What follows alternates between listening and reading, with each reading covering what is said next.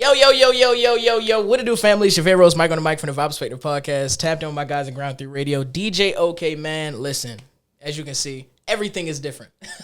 Since the last time we spoke, we had a different space. We had different lighting, different cameras, different environment. Now we are completely new. Like, everything is new. As you can see, behind me, in front of me, around me, you know, the renovations that I spoke of the last time we talked are complete, and we're still working. There's a little, dust here or there, and that's fine. But as you can tell, we're moving and elevating up to new places, and we appreciate everything you guys have given us, all the love, all the support, man, all the words of encouragement. Like, everything that we've been seeing has allowed us to get here, and I just really, really appreciate every single one of you guys who watched the video, who commented, who liked, who shared, who sent things to your grandmother, sent things to your brother, your mom, because each and every one of you guys are a part of this journey with us as we build, as we grow. So I appreciate it from the bottom of my heart, from Ground 3 Studios, from Vibe Studios. I appreciate every single one of you guys, man. Make sure you call in at 443-377-1872. Again, the number is 443-377-1872. And I just want to get right into it because, man, we got an incredibly, incredibly special guest in the building.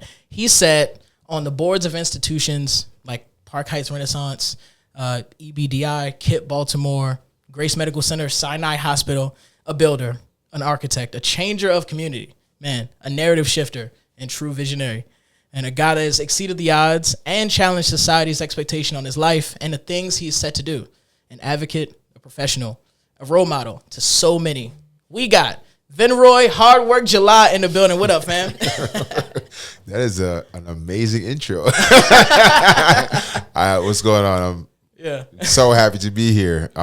This is fantastic. Now, congratulations on building and everything that you've been doing. So really kind of excited to get into this conversation. Yeah, for sure. I appreciate those words too, and I meant every one of them in my my introduction of you because I delve into people's story and I really clearly journey.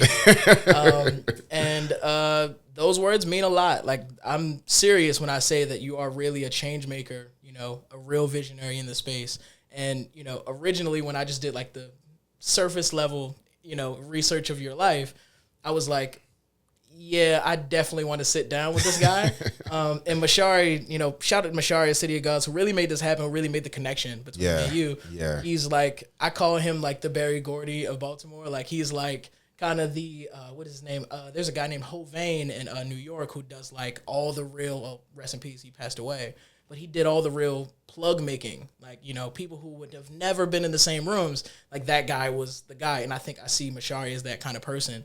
Yeah, Mashari was like on top of it. He was like, you got to meet with this guy. You got to do this. Like, he kept hitting me. I was like, all right, man, just set me in a room. I'll do it. I already agreed. But yeah. Mashari is, City of Gods, an institution.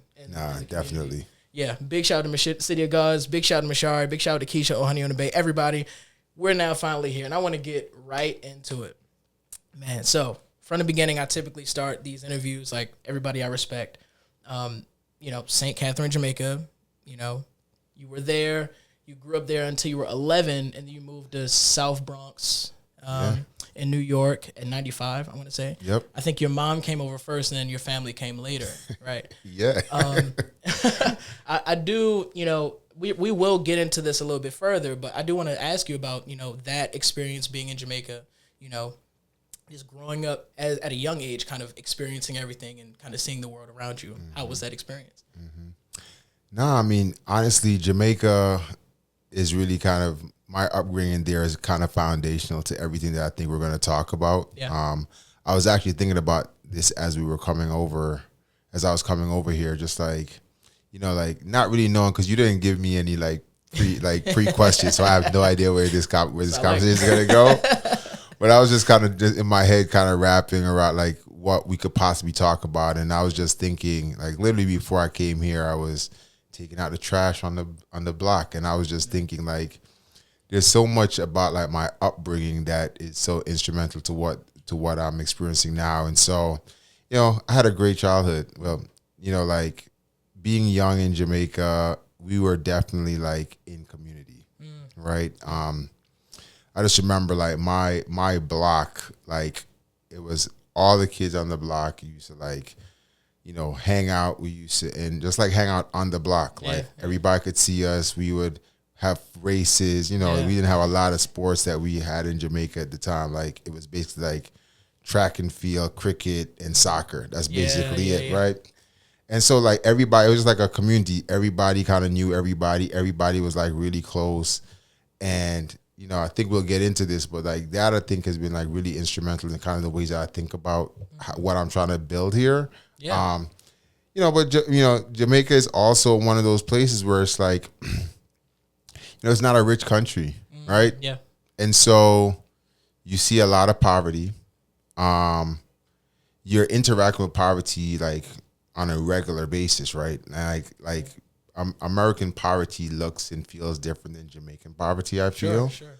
And so, but there's also like a sense of like, the Rastafarian tradition and just like the Jamaican tradition generally, like, we're a very like very, very probably hyper prideful people. Yeah. And so, there's just all these like little pieces, like just from our music, like when you talk about roots reggae and some of the stuff like Bob Marley and some of the messages that they were talking about. Yeah. I think as I grow older, I realize that all those things kind of have an impact in the way that I think about the world. So, it's a great childhood. From, South Bronx, you went on to junior high school and like a Catholic high school, I think. I think for 3 years. Your mother's cousin was a teacher there, and that kind of influenced your decision to go there. So to be clear, it was a junior high. Junior high, sorry. Yeah. So when we moved to the U.S., we were the South Bronx. It was like a really violent place. Sure. It was like it was a lot going on. And it was crazy. I always like talk about the story because like we were, I remember vividly going through trying to find what school we were going to go to. Yeah. And, I'd gone to Catholic school in Jamaica as well. Right. And so one of many schools in Jamaica. And then when we came here, we were like, we're not going to go to public school because we honestly were very afraid of like public schools in the Bronx. Sure. And so we were going around looking at Catholic schools, and I still remember this from like to this day. Like I remember the school that we ultimately ended up going on. Somebody had been shot out there the night before we went to the school, and so there was like blood on the sidewalk coming up to the space, and we were like, "Oh, we're definitely not going here." But then we end up going in, and we kind of met with the people, we kind of met with the administration. And we were literally like leaving out of the principal's office. And it turns out that my mother's cousin was a teacher there. And as we were coming out, he was coming in. And so my father saw him, and then, they started talking, and then that gave him some comfort that was we're going to be okay. Yeah. And so we ended up going there, and that ended up, I really do think that like my path has been like very kind of like destined, like ordained, because that set up, that decision to go to that school ended up like doing a lot in terms of like the steps that ultimately got me to where I am right now. Yeah. Right. And you tested pretty well to eventually, I think we're kind of in the line of talking about this, going to Taft School in Watertown, Connecticut. Tested really well. I think there was only you and another guy who I think showed up to test. Yeah. Is, you did some great research. I think it's insane to think about, right? This is like a high level like boarding school, right? Like at the time, it was like I think 22,000 or in that range of like just admission per year. Yeah. And then every year went up $1,000. Yep. Right. So, and that's like that time money. Yeah. Think about now time money. It's like, I personally would not have skipped on that opportunity, and you made the most out of it. Yeah. I mean, like, honestly, so it's funny, right? Because like, as I said, so this same, the same cousin, like basically what happened was somewhere or the other, that school had basically made a deal with my junior high. Yeah. That every year they would kind of come back. I think there was someone that had gotten married or there was some relation to someone in the administration at my high school. Yeah. And so they had basically made a deal that every year they would come back, and if there was a student that they thought could handle the academic rigor, they would give them an opportunity to take this test. Yeah. To determine. And I think they actually like gave like 5 of us, like 4 or 5 of us, the opportunity to take the test. Right. And I think only 2 of us tested. Yeah. But you're right. Like the reality, like especially again coming from Jamaica, like remember we were still fresh. We were only in America for like 2-3 years at this time. Like I didn't even know that schools like this existed. Exactly. Right. Like I just didn't even know that there were boarding schools in New England where, you know, as you mentioned, it was $22,000 for my first year in school. Like that was something that we never even thought about. And so my parents certainly could not afford it. Sure, yeah. You know, like my mother had 2 jobs. Like she used to work overtime at gasateria, like gas station attendant. Like this is a person that was a teacher in Jamaica, very well educated. And then the transition. And then it's you that immigrant experience is a difficult 100%. experience, right? And so like we didn't have the money. We were, we were on the Grand Concourse in a block that just was not a great block back then. And so like this opportunity, it was like I remember feeling very, very like concerned about like how I was going to handle going to boarding school. Like 100%. even as I was taking the test, like it was kind of like, do I really want to do like as well on this as I can, or do I kind of like want to like just kind of not do as good? Right. Yeah. And so, you know, ultimately I obviously did well enough that I got accepted and they gave me a full scholarship to go. And so that kind of again, just kind of led me on this trajectory to kind of where I am now. Yeah. And I think that's, man, okay. So talk about destined steps, right? Like you go to Taft School, right? You went crazy. I just want to give you a flower for that. Captain of the football team, captain of the track team, captain of the wrestling team, ended up coming in 3rd in nationals, winning the 5 states of New England, you know, the works. Like, actually, it's funny, you became a wrestler because you were so bad at basketball. It's crazy to think about.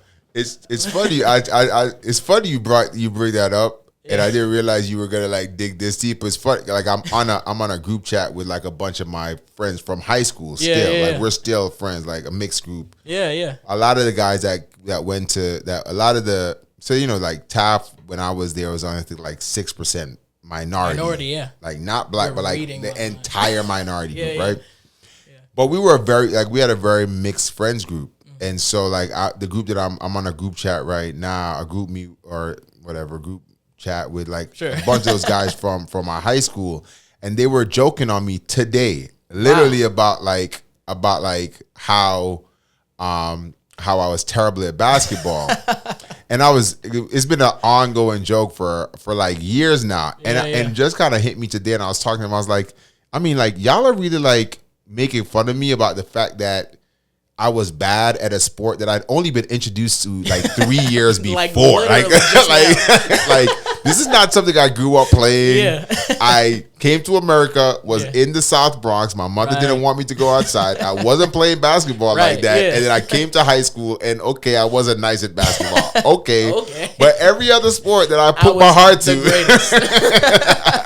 I did okay at. So I'm like, y'all, I don't even take offense right now to the fact that y'all making fun of me about me not being good at basketball. I never had a chance to grow. I was like, if y'all had it like discouraged me so early, maybe I would have been nice. So that's hilarious. Wow, the timing is crazy. You would think I would have been in your group chat. Yeah, I know. Talking to these guys, but you know, it's funny. You mentioned like having only 6% minority in your entire high school, and it's like, there's a certain trope, right, that comes along with being a black man in a majority, that's a difficult word. Majoritively, maybe that's majority word. Yeah, that word. 94% white. Yep. You know, predominantly white. And, you know, you come in, well, you know, being relatively new to America, so to speak. Yeah. It's probably not as obvious, the sort of subtle things that happen when somebody sees a black person come in the room that haven't experienced black people. Right? And there's the trope of being, you have to be good at basketball because you're black, right? And that's, I think, I bring that up to say, you know, that is sort of one of the early moments where we start to see that there's this kind of recurring nuance that happens in your journey that you do see these people, sort of have an expectation, right? Or have a certain level of, thinking of what you should be or what you are, so to speak. Yeah. And it came with its challenges being there, right? Yeah. I mean, like, I really had a very tough time. Like, my first year was really difficult. Not only for like being in a space that was majority white, Sure. but like even like the people that like the black kids that were at the school. Like, I did have a black roommate my freshman year, and he's in the group chat. Like, we're still all cool, yeah. but like we never like. I was not accustomed to kind of being in those spaces where I was like one of very few Jamaicans at the school. The accent. My accent is still different. I had a very tough time in junior high school. Like, it wasn't until like my 8th grade year that I started learning how to like defend myself like people making fun of me. And so like I was very kind of quiet. I was kind of the smart kid. Sure, and then people just used to come at me all the time. And so then I go to high school and I still am kind of in my shell, right? And so it's interesting because like, so there was a woman who had gone to school. It was an Antiguan woman. She had gone to Taft. She was at my high school, my junior high school. Then she had gone to my high school the year before. And she was the one that kind of had told them about me. And she was like a social butterfly, right? And I think a lot of people, for the first couple of months, or like there was like this expectation that I was gonna be like her, and I was, not like just naturally, because she was much more socially adjusted than I was to the country, right? Yeah. I mean, I think she had actually grown up here in an Antiguan family, and so. It was just it was a difficult transition for the first couple of months. I actually, I remember finally kind of talking to the other black kids and kind of getting into that group. And then like, I had not been around a lot of white people in my life before that. Yeah. I don't even know that, I don't know that they expected that I was going to be good at basketball specifically, but I think that, and I don't know that I realized that at the time is that, like growing up in Jamaica, when you're not around a lot of white people, like you don't really have you don't have thoughts about what white people, their gaze towards you, right? You don't even think about it. It's just not even a thing. There ultimately were some things that happened while I was there that kind of brought everything to the forefront, like very much like the perception and some issues that we had. But like, I was just out there. Again, Jamaica is a place that's a very prideful place. So I was just really out here trying to do my best at this place where I realized there was a tremendous opportunity, and it was I had a very difficult like first year. Sure, no, I can imagine. No, for sure. And I think we talk about challenges, like, and talk about the moments that sort of give you this certain perspective that now that there is this thing in the room. Like, it's probably difficult to even put words to it before you kind of understand it. But like, it shows up like when like you're nominated for the Morehead Kane Scholarship, right? And of which you won. And people like kind of responded like, congrats on getting into Morehouse, right? Yeah. And it's like, for the audience who doesn't understand what the Morehead Kane Scholarship is, like, this is like pretty prestigious, like it's like Rhodes, Gates, like Morehead Kane, like these are the premier scholarships, and it's exclusively to UNC Chapel Hill for like undergrad students, right? And it's like, they don't even have to have the knowledge to know that. And it's just like, it's one of those things where you kind of think about it in the terms of America, of like, sort of a lot of white people don't need to know the things that are expected of them, and they just kind of get by, but also they just have their biases because of their unknowing, right? And those biases end up becoming the microaggressions and macroaggressions we feel, right? Like, it's sort of this line of like, this begets that, begets that, begets that. And, to think that off top, of course this is a black man, and of course he has to go to an HBCU. No diss to Morehouse. I love Morehouse to death. I went to Howard myself, so like, we're all brothers and sisters. Spelman, Morehouse, love those people there.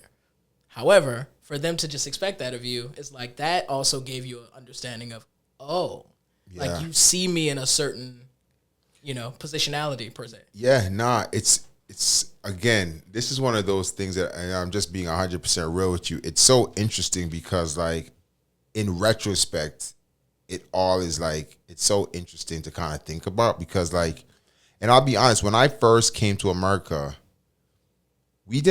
I didn't even think about going to a HBCU. Yeah. Like Harvard, Yale, Princeton. I was going to an Ivy League. Yep. Like that was my expectation. Like I was a good enough student. I was good in Jamaica. I was good in junior high school. Yeah.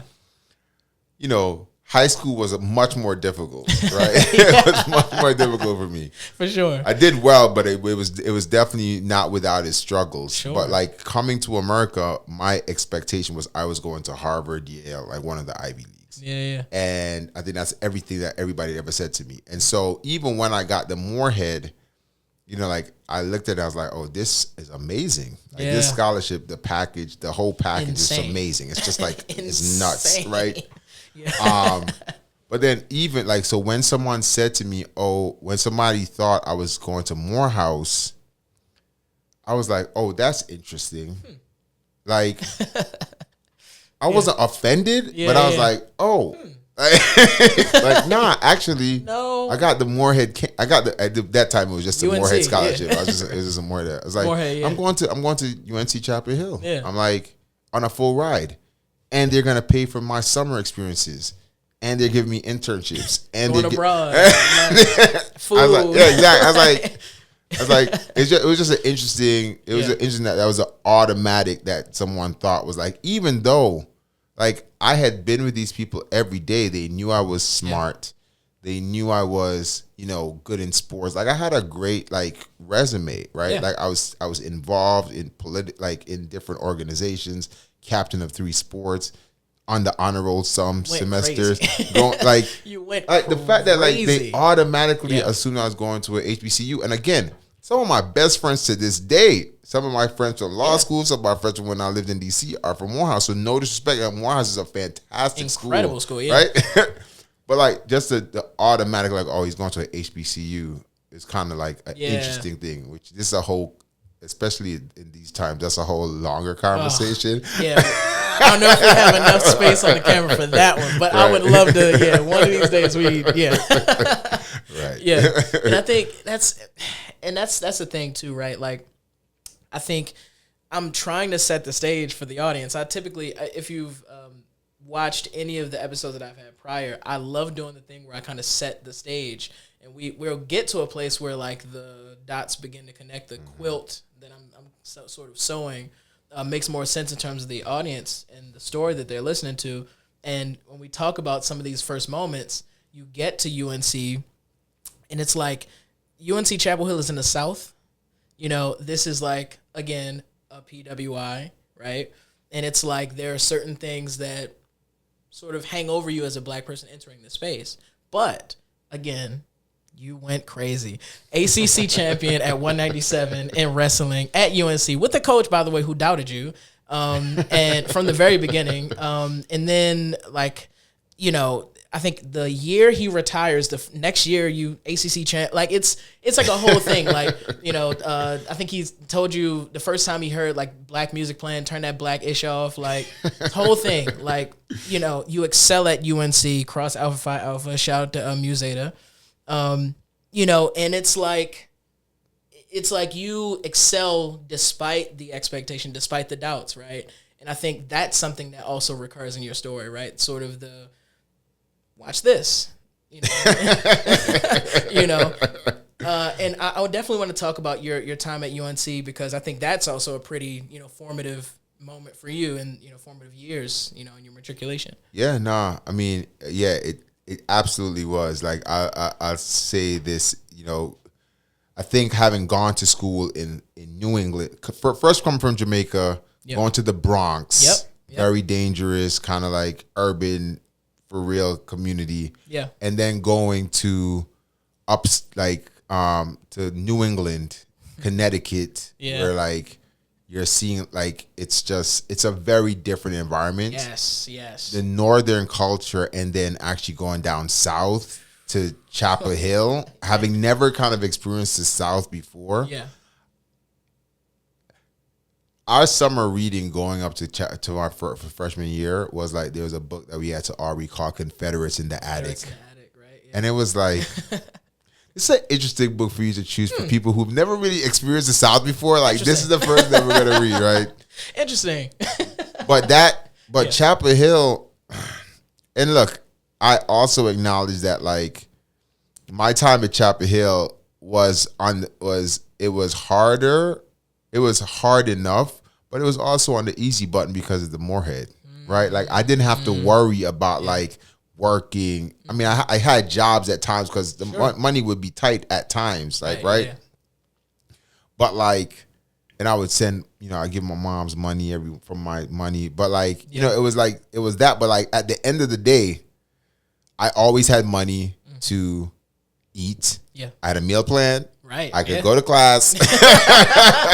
and that was very different than a lot of people who I knew who were also kind of working and trying to figure out how to like just get their next meal. Yeah, right? 100%. And so, and it was also the space where like I really kind of like you mentioned my fraternity. Like, I'm so thankful to, again, this is another like path conversation. Like, as I mentioned, the woman who had gone to my junior high school ended up going to the high school that I ended up going to, right? And she kind of came and talked me up for them to come and find me. Yeah.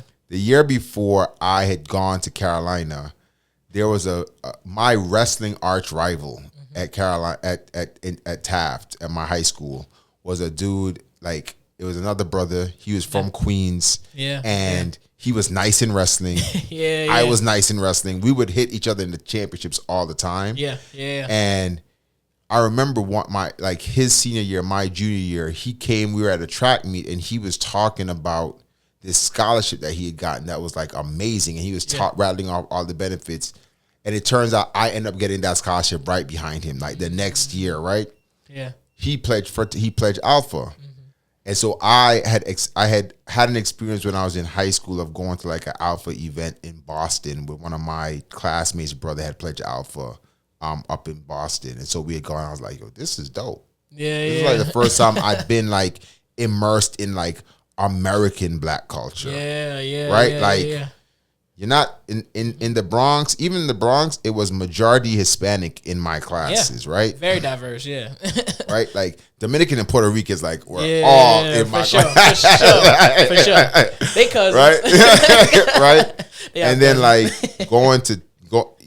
but it was in a context of doing that in a majority white space. Sure, and I was wrestling. Right. Majority white sport. Majority white spaces. Like, and so like going to UNC, pledging Alpha while also like wrestling and being just generally in Carolina.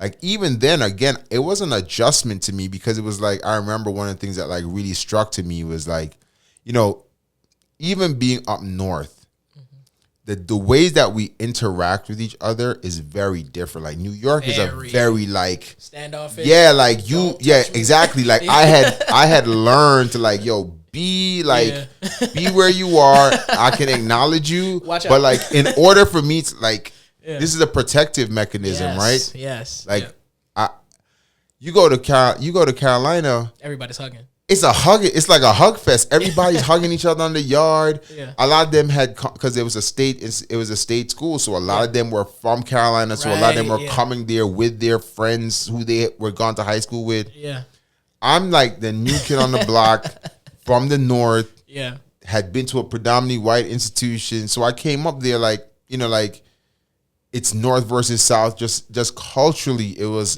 very, very different.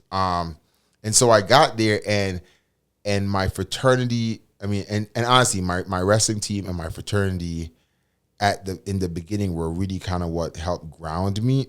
but my wrestling team, again, was kind of like, it was like there was some, like, it was like an antagonistic relationship because of my coach. Yeah. People he from really, Connecticut can't wrestle. yeah, he was like, and I'm coming in like, yo, I had just placed it nationals. Like, what are you talking about? Do you like, see this coat? Do you see this coat? I'm like, I'm nice, and he's like, nah, you're trash. And I'm like, but everybody there, I wasn't on scholarship, I wasn't on athletic scholarship, I was on this academic scholarship. So they're also like, oh, he's just a nerd. Yeah.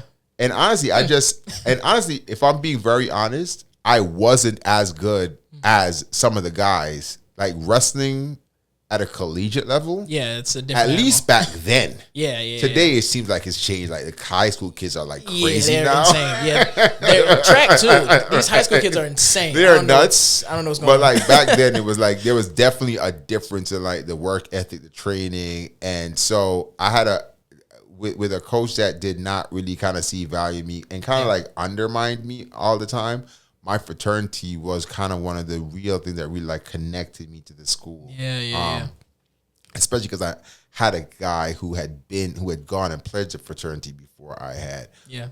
And I'll tell you that the other thing that you probably could not have seen in your research is that like my freshman year from wrestling, I was wrestling with this other. Yeah. Oh, you did fight.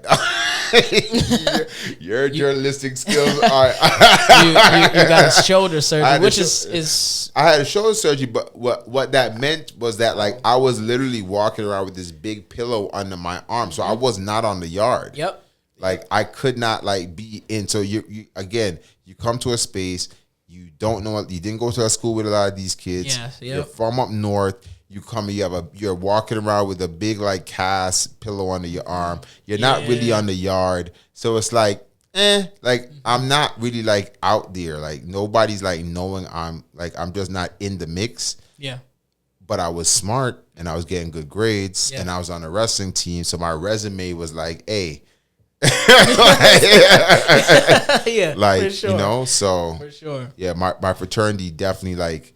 It just provided a bunch of opportunities, and again, it was really kind of my first like concentrated like experience with like Black culture, Black American culture. Yeah, that's that. Okay, so a couple of things that you said bring me to kind of different parts that I definitely want to go to next. So like, you graduate from UNC Chapel Hill. Congratulations. That's a feat in of itself. There's a lot more things we're going to talk about that I'll say congratulations for, but there's an even more rare and uncommon thing that you do, which, I'm not going to beat your back in about. I mean, but you do end up going to law school at Duke, what I'm saying, which is like for all my college football, college basketball, college anything enthusiasts out there, know how rare and uncommon that is to do the what is it, the double crown? What do they call it? It's the thing. Like, you go to Duke and UNC, and I'm not gonna criticize. Like I'm sure a lot of your friends have done, a lot of people around you have done, but I'll just say, you also excel at Duke, right? Like you place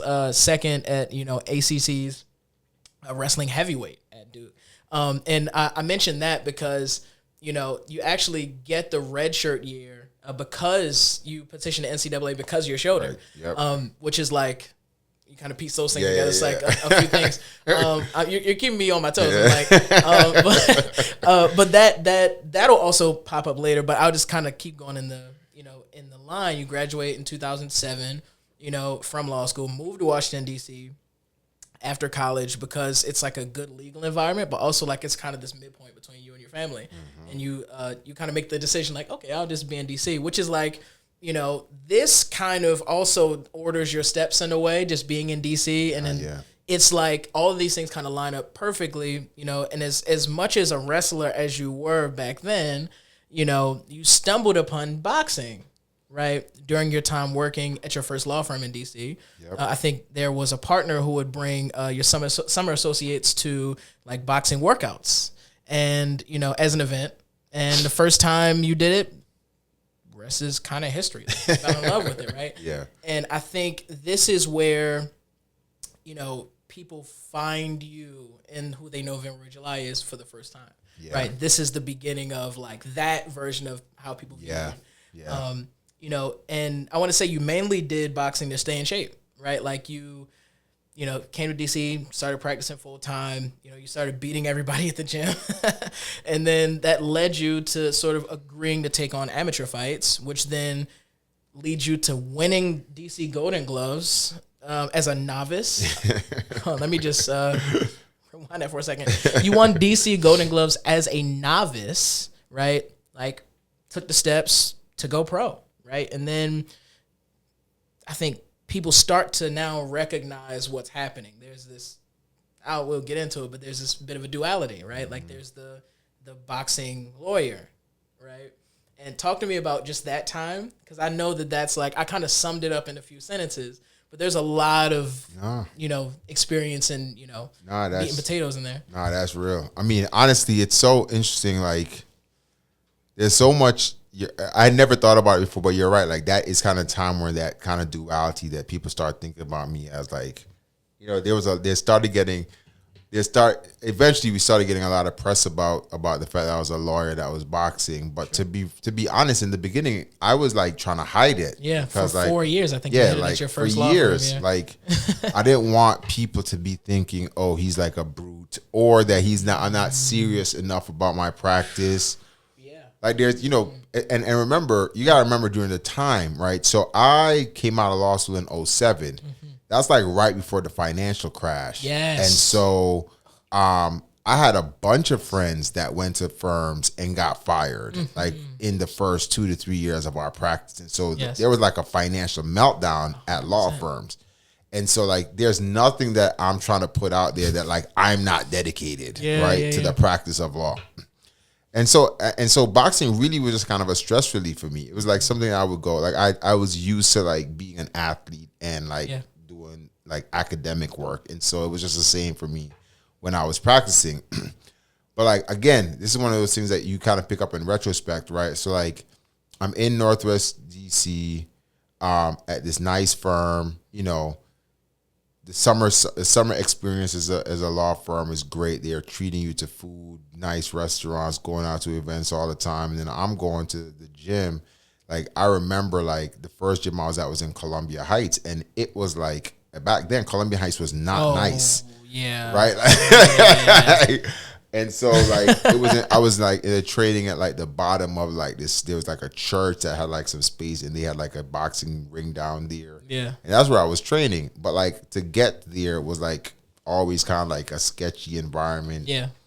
And so, like, again, this, like, duality of, like, being at these law firms, but, like, going and being in these gym, kind of hiding it, but, like, it ultimately becoming things that people kind of, like, start really appreciating me for. Yeah. And the way that it actually started coming to light was, like, I ended up fighting at this, like, boxing event in DC that was, like, a charity event for, like, I think the Children's Hospital. Yeah. And one of my partners was actually at the fight, like, and saw me fighting, and I actually gotten dropped. Yeah. It was like my second pro fight. I got dropped. Yeah. And he comes to the corner. He's like, "Yo, get up and go get it," or something like that. And I'm like, "All right, well, it's out the bag now. We gotta deal with it." That's how that. So, but yeah, that was just like an interesting time, man. Like, to see, like, those years was, I really kind of saw how Columbia Heights was changing. Yeah. How DC generally was kind of changing in some neighborhoods. I was in DC, or, like, practicing, like, still boxing in DC for years, right? Like, so even when I lived here, I used to drive down to DC and still train there. And so, like, I saw the change that was happening in DC, in, like, Hyattsville, Mount Rainier. Like, the boxing coach that I consider the guy that, like, really kind of guided me to where I ultimately got to, was, like, in Mount Rainier. Like, he lost his gym because, like, that area is gonna get developed, right? Like, right? Like, I saw all of that, right, in real time. Yeah, and it's just like it's just an interesting, like, it was an interesting time, and, like, formative years that I didn't really appreciate at the time. Yeah, but in retrospect, I'm like, I was picking up a bunch of like little, like, things along the time in my so you're helping me out a lot in terms of piecing the story together, because that's kind of why I brought it to there, because you start to notice that, like, there are signs that you will keep with you. Like, there are things that you experience that you do keep, and as much as you go into different places, experience different things, change the things that you're interested in, move in different places, and talk to different people, you realize that some things are just consistent. Some things are just always with you. The experiences and things that are honestly signs that you didn't realize were signs until like it's time. You know, you saw the development, you saw the changes. That is very reminiscent of, you know, things that you'll get into later in, you know, your Baltimore career. No, definitely. You know, but I did want to, you know, stop there so that the audience kind of picks up on the fact that you are not new to this. You are you are very true to this. You know, and I mentioned being the boxing lawyer, you know, many friends even criticize your decision of doing both, right? Like using, you know, your body in this way and getting hit in the head and also having a job that requires you to use your brain. But I will say, you started to notice how good you were at it. And I mean, like, good. Like, you were really good. Like, and they began to see, like, it was more than just about boxing, right? Like, it was, like, the work and the lessons that, you know, the work instills into you, you know. And there's like 50 different things I can go off on too, but it's interesting because at the top of the show, I called you hard work. Right, and that's your name in boxing. But people called you hard work because like literally nobody could outwork you. Right, you were so determined to like get things done and finish things appropriately and complete your tasks and challenges that you literally changed your sleep schedule just to stay in shape. Right, like you would work till 1 to 2 a.m. sometimes on these, you know, at the firm. Right, and sometimes sleep, wake up at 5 a.m., drive from Baltimore to Rockville. Train at 6, go back and show up to work at 9:30 consistently. Yeah, like that's like your name was not a joke. Like your name really meant something, right? And that's sort of that testament of like learning these things and understanding that like there's so much more to just this, right? Yeah, you know, yeah, like that. You know, again, this is one of those things that you pick up on like later on, like you know, like now I'm in this period of my time where like I'm really starting to like appreciate the value of like going through the hard stuff, right? Like, for sure. Like the hard parts and the dedication and what that like. I listened to these Napoleon Hill talks. So Napoleon Hill wrote that, you know, the book that talked that he had interviewed a bunch of like business leaders and wrote a book about like just lessons that he learned from them. And I don't know if this is actually him talking, but like there are like at least some like AI generated like small clips or hour and a half type podcast like where he's just talking about lessons that he learned from talking to these sure people. And one of the things that like really sticks out to me is like the lessons, the way that you train yourself through like going through the hard things and like you know like being consistent, right? And I don't know that I appreciated it at the time. Like, you know, the hard work thing was just like a funny thing. It was like Jamaicans are known to be hard work. I'm Jamaican. I realized I was working crazy hours and doing the boxing piece. But I don't know that really, I appreciate how much that had hardened me to like deal with some of the things later on. Like in the Napoleon Hill talk, they talk about the fact that like it trains, you convince yourself about your ability to do the hard stuff. Right? Yeah. And I really feel like if you like the way that I think about myself now is like I always say like I'm Mr. If I can't do it, it can't be done. Like, real talk. Yeah. Like if like I will do what it takes to get stuff done, and like that time for me was just like a great. It was hard. I would be tired, but like you know, I had a lot of time like it was like I can't go to happy hour. I can't hang out. I can't really in DC. I can't experience. Yeah, I would go to. I would still go out, right? But like I remember, like especially like if I had to like lose a little bit of weight, it would not be anything for me to like. I would go to like park and just have like sweat, like you know, clothes, like a lot of clothes on, and it would get hot in there. I would sweat. I'm drinking water. Like I can't drink. I can't like. So like I'm in the vibe, but I'm not really in the vibe. But I was like, you know, I was very dedicated, and people like I think saw that. I think the attorneys at my firm appreciated it. I thought it was gonna be a negative. They actually like loved it. Yeah. There was a partner I'll never forget. Like there was a partner, and remember, I'm not like when I left from DC, I came to Baltimore to go to like a really prestigious firm, right? It was like Hogan Levels. Hogan right? Levels, Yeah. which just merged with Cadwell there, which is- is like it's like a significant, like it's like a real thing. Like we Yeah. represented like all the big boys, right? Legitimately, yeah. And I'll never forget, like I was working on a deal and I had a fight in like North Carolina, and the partner like sent to the clients, or sent an email that basically said that I was at a fight, and I'm like, I'm trying to keep this quiet, and he's boosting it up, like because I think they It's in Raleigh, appreciate. right? It might have been. It was like, I think it was in Raleigh, North Carolina, somewhere down south. Yeah. And I just remember like being like, that's so interesting. Like they the things that I thought were gonna be things that people would would be discouraged by or not want to work with me for. It was a positive to them because they appreciated the effort, the dedication, the stuff that I was doing. So again, just like good experiences. No, for sure.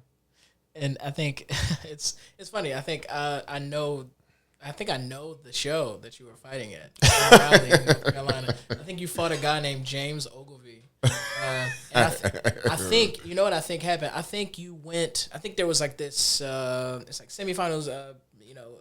Finals. That whole thing. Quarterfinals. That whole thing. I think you got all the way to the end. I think you fought James Ogilvy. And I actually think they introduced you as Vicious Venroy. Oh yeah.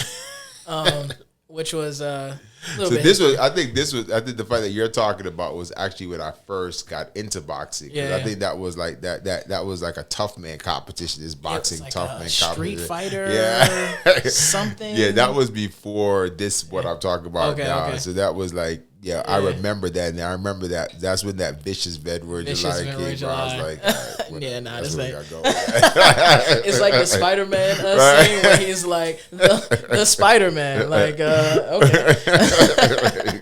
But yeah, I mean, and I think just as you are talking, I'm thinking about just some of the things that boxing also teaches you along this journey, right? Like along the way, teaches you commitment, teaches you how to get knocked down, how to get back up. Right, like that's that toughness, that grit, and you have to take a beating sometimes, and you have to get stronger as a result of that beating. You have to go to work and go to the gym when you don't want to, when nobody's there, right? You have to push yourself when there isn't anyone to push you back, right? And it's like being committed. And all of those things you had to like internalize, especially in the face of doubt, especially in the face of, people who are putting their own expectations on you. And again, you tell them, watch this, you end up doing the thing they least expect you to do, which is kind of overcoming all of this. Yeah. And I think that one of the things that, inspires me about your story is that like, there is this sort of, Steph Curry mentioned something along the lines of like, it's like, I can't remember the exact wording, but it's like boisterous confidence. It's like in the face of 3 defenders, I still put the 3 up from deep and I turn around and I go down to the other side of the field without even hearing the cut, like the cash. And then I hear the crowd go wild because I know in my heart that like, I know in my mind of my ability, I'm depending on myself to make this happen. And I have so much confidence. Like it's unspeakable levels of confidence because I put the work in. Yeah. When no one's in the gym, I did that. Yep. And that to me like inspires, me about your journey because that's a very similar sort of archetype that you put the work in. And there are all of these evidence moments of that work that you put in, hard work. So I had to give you your flowers there. I appreciate that. And, we keep going. Oh, and just a little bit of background about you as a fighter, which it's funny. We've been talking about boxing for a little while, but I definitely want to give a little bit of background. Interestingly, you fought as southpaw at cruiserweight, even though you're right-handed. And it's because when you were wrestling, you used to put all your weight on your right foot. Because, when you're going to take a forward shot. Your forward shot. Yeah. When you take a shot, that's your like power leg, right? And that's so funny because it's this natural sort of progression. Like the naturalness of you fighting and wrestling allowed you to be the southpaw, which actually dominates a lot of right-handed fighters in the boxing ring, right? And I noticed you talked about also being like a routine kind of guy. I've noticed that about you. You know, and once you establish it, like you do not deviate from it, like you stay on track with that. Similar to your pre-fight routine, which you developed. I think you take a nap 2 hours before you're supposed to leave to go to the event. You shave your head. You take a shower. You eat some pasta. And then you put your left shoe on first, and then your right shoe, and then you go to work. You know, I thought that was funny. Of like, you know, you are very routine oriented. Yeah, I am definitely like, it just makes life easier. Is like you just get accustomed to it. Yeah, it's actually one of the things that like I struggle with now. You know, I have a new daughter, and and my partner just does not deal with it, like constantly like she's like. Always like just things on the fly. I'm like, I don't operate well here. Like I like routine. Like I like structure, order. I'm not even like a super regimented person generally, but like I generally like if I'm saying I'm gonna do this at this time, I need to do this at this time. Legitimately, right? He showed up 2 minutes early. I wish more people did that. Oh my god. I'm not perfect. I show up to stuff late, but like in terms of just like it makes life easier. It actually just makes life easier. Like if I don't have to think about, like you even talk about like these guys like Steve Jobs and like these guys like, you know, like they wear the same thing. Oh, like it's like this regimen is like very easy. It makes life easier. Like when I don't have to think too much about like what am I gonna do next. Like it ain't when I was boxing. It's like it was never I get off of work at 6. What am I gonna do now? Right. And I'm going to the gym every day. Simple. No question about it. What time are you waking up? I'm waking up at 5, so I can go to the gym. Right? Like it's very easy. Like it makes life so much easier just from like, you know, we overcomplicate things. Like freedom actually, too much freedom with time just actually causes you to just like squander some of it. I realize that now, like when my life is not as structured as it once was, I get less done. Right? Which is a weird thing. Like you would think, oh, you have more liberty to kind of do things. Nah, I just makes sense. I just waste more time. You waste time. You have nothing to do. You end up wasting the time that rather you would have than like fighting and do something like I was like I mean I will say this, it's interesting, right? Because one of the things that like I really think about a lot is like when I used to very much pride myself at some point when I was boxing about like people would always ask me like, how do you do that? Like how do you like work all those hours? We were working on mega deals, doing those deals and finding time to box and like, you know, working out and having friends and like being involved in like different organizations. And I would always say to them, I remember saying, you don't appreciate how long 24 hours is. Like there's so much time in a day. But now I'm like, I don't have enough time. I have no time now. Suddenly. I lost hours. Like, how is that possible? For sure. Right? Like when I had so many things, like I look, I'm not saying that I'm not doing a lot of stuff now, but right now with you guys, like how was I able to get so much packed into a day then? And it feels now that like I still have a bunch of responsibilities, but they're not as regimented. And I feel like the lack of regiment actually is like making me not as efficient as I was when I was like super regimented because I had no other choice. Right. Like the fear of like not being in shape and getting punched in the face will certainly motivate you. That was it will motivate you. You get up every day, 5 o'clock and go. I'm not getting punched in the face. I'm not getting knocked out today. For sure. And it's so funny. Just like randomly as I was thinking, you know, as I'm doing the research, and it's so like this entire conversation, I'm loving this because I'm thinking about, you know, wrestling first, going into boxing later. Like you would think that like the natural progression is MMA, but it's funny. It's actually funny. I actually heard that you ended up sparring with a guy who was on the show Tap Out at some point. And You know, put that to bed. It wasn't even. Nah, let me put that to rest because I feel like what might be out there on the internet ain't exactly what all happened. What happened was Sure. Clear it, please. They hit me up, and they were filming the show, and he hit me up. He was like, "Hey, we want some sparring." Sparring, yeah. So I go down there and I'm boxing, and I'm punishing the guy. You're kicking his ass. You're kicking his ass for sure. And then he's like, "Yeah, why don't we like grapple? Let's grapple." And in my head, I'm thinking wrestling. Right? No way. And so like I actually shoot and take him down, but like anybody that does like MMA and who knows wrestling, it's like there's like this interesting like short span of space between like there are things that like wrestling will definitely help you, but then like you have to like transition because like I can take you down, but if I keep my head a certain place, they can lock you and choke you out. Which is very different than like how you would respond in a wrestling match, right? Exactly. Yeah. And that's what happened, right? It wasn't like I just went in, I was unknowing. It wasn't that like he beat me into like not being an MMA guy. Like, I'll still take you back, bro. It's like I shot. And he's like choking me. I'm like, what the heck is going on? Like, oh, wait, I didn't. This is what we signed up for. Exactly. We were wrestling. I didn't know I didn't know what I was getting myself into. So sure. I actually like did a little bit of. I trained at when I was in DC. I trained at a gym that like did some MMA stuff. Yeah. I was ultimately like, I just don't feel like getting kicked in my head. Yeah, exactly. No, that is a perfectly. I completely understand. Like getting choked out and getting kicked in the head are like two of the things that I think I want to do least. I want to do this. I'm good. My boxing and wrestling ability will be sufficient. I'm perfectly fine. It was not John Blaze.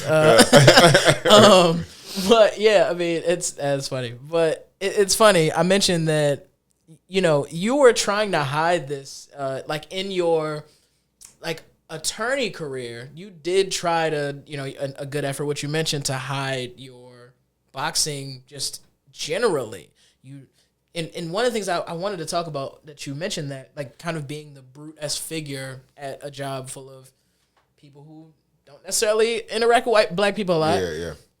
It's like being being a man, but also particularly being a black man who is of stature, you know, at a law firm. And like you mentioned, like just on the precipice of the financial crisis, like any reason they will fire you, right? And there is, you know, I wish I did have a longer amount of time to speak about just that, those interactions, the macro and microaggressions of being at a corporate, like a corporate America place, which I'm at right now, which I feel this every single day, right? Of being a black man and having to sort of minimize yourself in these spaces just to keep people comfortable, you know, and particularly white people, you know, and sort of the duality. And this is something I talk to my fiance about all the time because she sees it, of like being accepted as a black woman, but not being accepted as a black man, and honestly getting separated, you know, being divided, you know, because you will create community. It's black people. We love each other. We always will find a way to create community. However, there will be somebody who can split it up and then take the black women a certain direction and leave you isolated as a black man. And it's I wish we had 3 hours to talk about that. Because, you know, feel free to briefly speak on it, but I do wish I have a lot more time to talk about that. But give me your mindset about that timing for you. So this is just because I know you don't want to spend too much time on this, but that point to me is so interesting. It wasn't when I was boxing. It was actually when I came and I was working at a firm here in Baltimore. And there was a woman who actually, it was a black woman who I had gone to Carolina with, or I think she might have come in like when I first graduated, but she's Greek, I was Greek. Sure. I kind of knew her in the space. And I'll never forget, like, even though I was not boxing, there was still this like, you're like a big black man, and like without me even knowing, right? There was like basically a whisper campaign that had been started that I was like mean to white women. And I was like, what are you like? I didn't even think, like, I had not even thought about it. Cause I was like, this is so nonsensical. Like, I had been in white spaces your entire life. I'm like, what are we talking about? And it's crazy because like the timing of this was so interesting because like I was actually, I think I think I was in Ghana at the time. I was definitely in an African country. I can't remember where it was at the time. But and she hits me, and she's like, just to let you know, like, they just came, like a group of white women came to my office and basically tried to get her to co-sign that I had been mean to her. Because they're like, you have been mean to them. Like, and I was like, what? Like, I'm just out here trying to, like, I'm out here, like, you know, like, being a black corporate attorney is a very difficult kind of thing. In large part, not because, I mean, just because of the dynamics generally, but what I've come to realize more, it's not just like, it's an oversimplification to just say it's just because you're black. Yes. The issue is that, like, I don't have the same network of people who are doing the type of work that would require an M&A transaction that is going to be able to pay the rate that I'm charging at my firm. Which is how they economically justify the business model, right? And so, like, this idea that, like, it's not just that, like I just didn't have, like, I'm just out here struggling, like, fighting, trying to build up my practice. Like, I'm not focused on anybody. I'm not trying to be mean to anybody. I'm just trying to, like, survive. Like, I'm just trying to build my practice. 100%. And they, somewhere or the other, because, like, and I'm not a standoffish person. I, like, as I said, like, I've been in white spaces my entire life. Like, I'm very comfortable with all people. Right? 100%. This idea that, like, when I was out of the country, out of the office, they go to her office to get her to co-sign that I am mean to them. I'm like, I don't even know. I'm like, it was such a wild experience. I remember the thing that stuck to me was, like, this idea that she said to me that one of them said to them that I slammed the door in their face. And I was like, that's not even possible at these law firms. Like, they have this the slow closing door. Like, yeah, that would have made me so mad. I was very upset about. I was like, that's just such a. I honestly ultimately ended up for myriad reasons, like, leaving that firm. Because, like, I just never, like, there were always kind of forces that I was like, this is just never gonna work out really in my favor. Like, it's always gonna be, like, stuff that's happening when I'm not around. When I'm not in the office, when I'm out the country. I was like, I'm just not. I don't want to do that my entire career. For sure. Right? So that division, the fact that they went to the one black woman who I had known since she was in undergrad. Which is to try insane. To, like, have her? That was going to be the last. If she had folded, I would have been done. Right? Pack your bag. So I appreciate her. Yeah. Because she held me down and she was like, nah. Venroy been one of my biggest advocates since I've been here. He's the one that's trying to help me get, like, and me and her, like, I had a very high expectation of her because I knew how hard it was. And so I probably treated her, not like treating her roughly, but I, like, was like, you gotta be tight. Yeah. Right? For sure. But she recognized that, like, Venroy, like, I had been trying to, like, advocate for her, and so she, like, stuck up for me. And I appreciated that because, like, I still think about it. Like, if she had folded, I would have been a wrap. Like, sure. No question about it. Man, that's like, being, like, who we are in these spaces is just, like, there is a longer conversation. It's so many nuances that are to it, and like you said, it kind of minimizes it. It kind of, doesn't tell the entire story. Just say, oh, because you're black or because you're a black man. It's like all of the extra layers that are involved into telling the story, which is one of the reasons why it makes it so difficult for us to articulate sort of the implicit biases we see in, the subtle, not so subtle racism, just in general, that we see. And, I just love one of the things about your story, that I think over the course of this entire time, and some of the things we brought up previously, is that, like, you do the work to change the narrative, right? You've done a lot of these things to, in the face of these biases to change the narrative around what the stigmas are and change the narrative around how people view even not just you, but those in your community. Yep. You've done the work to change those things. And, it actually reminds me, it leads me to, one of the things you did in your boxing career, again, y'all, I'm so sorry because I'm really downplaying this man's boxing ability. I want to say you went 16, 2, and 3 at the the zeitgeist of everything. Yeah. And it's you knocked out 6, 7 of them guys. Fought Quantus Graves, an Olympian. I think he was 9-0 and 1 at the time. At Patapsco Arena. By the way, fun fact: Patapsco Arena was actually built for boxing. They had the overhead lights that kind of beam down perfectly. A lot of people don't know that. But it's a lot of these things that I am leaving out, and I'm sorry, y'all, because I know that a lot of y'all also watch this in real time. That y'all watching this interview. This guy is cold. This dude is insane. I don't want to downplay it at all. But in addition, you're a guy who just goes after all of it. So at the same time as you were boxing, you also did your promotional boxing business, Hard Work Promotions, right? And it was talk about changing narrative. You wanted to change the narrative and the stigma around, the fact that boxing at the time was getting a bad press, right? It was the sport of the cocky and show-offy athlete, right? And you did the work to also change that. Also, you had a little bit of trouble getting fights, so you did that to also promote yourself, right? Yeah. And it was that to me is always having this mind of changing the narrative, serving multiple purposes with your skills and your skill sets. That is very difficult. A lot of people try to change the narrative around things. A lot of people try to change the stigmas around certain mediums, right? And they fail. Yeah. A lot of people do a lot and then fail. Yeah. You've done it time and time again, Yeah, I think I am without even necessarily thinking about I'm doing this to change the stigma. I do realize that there are things that I can do to have some impact. Yeah, of course. So one of the initiatives that I did when I was boxing, as you mentioned, I had my own promotion.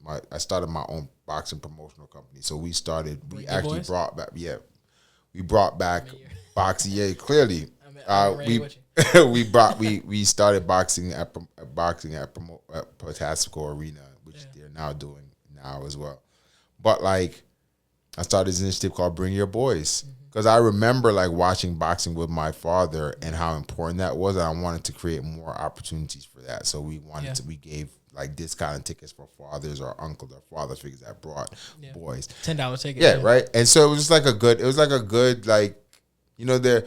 I don't have to start a nonprofit to do that work. You can just make doing good be a part of the business, right? You can just I think that's how I operate generally, and I'm going back to the initial conversation. I do think that's a part of the way that I grew up in Jamaica. It was you just do the good stuff as a part of the work. Yes. Right. Yes, bro. You don't do it for the purpose of saying you did the thing. Right. Yeah. You do it just as a part of good. the work. Right. Yeah. And that's weird. I mean, honestly.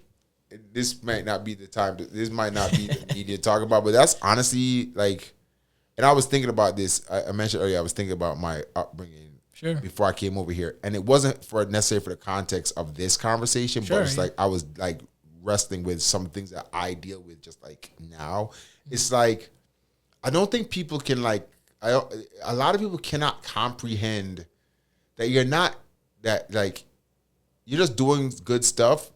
Just as a part of the work, just a part of what you're doing, not because you're trying to get something. Yeah, exactly. Right, people, it's really hard in our community to acknowledge that figure that out. Everything is not because I'm trying to get something. Right. You're just doing it as a part of doing the work. It's a part of the job to do the work and be good. Yeah. Yeah. I struggle with that a lot because the way a lot of people view me, a lot of ways that a lot of things that I struggle with with people now, it's I'm we're just trying to be good. Yeah. This don't have to be that's this hard. This don't have to be this hard. Yeah, it shouldn't be that hard, right? That's so funny you put it that way. That is the exact way to put it. Like, man, yeah. It's funny. I just did. Shout out to the City of Gods. I just did their Juneteenth event. I curate every year. I curate the artists that perform on stage, and I put together, if I might do say so myself, an incredible lineup of artists this year. But the thing that people don't see is, and some people do, which I'll reference, is the running around I have to do during the show. Like, I have to coordinate with everybody's managers. I have to make sure their payments are correct, and I have to do all the things, especially if we have a changing schedule and the music and all these things, getting it right to the DJ, all the logistical things that like come across with it. And it's funny that somebody had stopped me. It was like, man, you running around so much. Like, I barely get to see you stand in one place. And it's like, they not paying you all these things. And I'm just like, and at the moment, I kind of was just like, you know, I was so locked in on doing the work because this is a community event. I'm doing this for the community so that people who wouldn't otherwise hear these artists get an opportunity to hear them. You know, they would have to pay $200 to get into some of these shows, but I'm doing it for free. And it's like, I'm not even, that was just like on such a different wavelength. It was like, it didn't register to me until after I got home and I like took a shower and decompressed.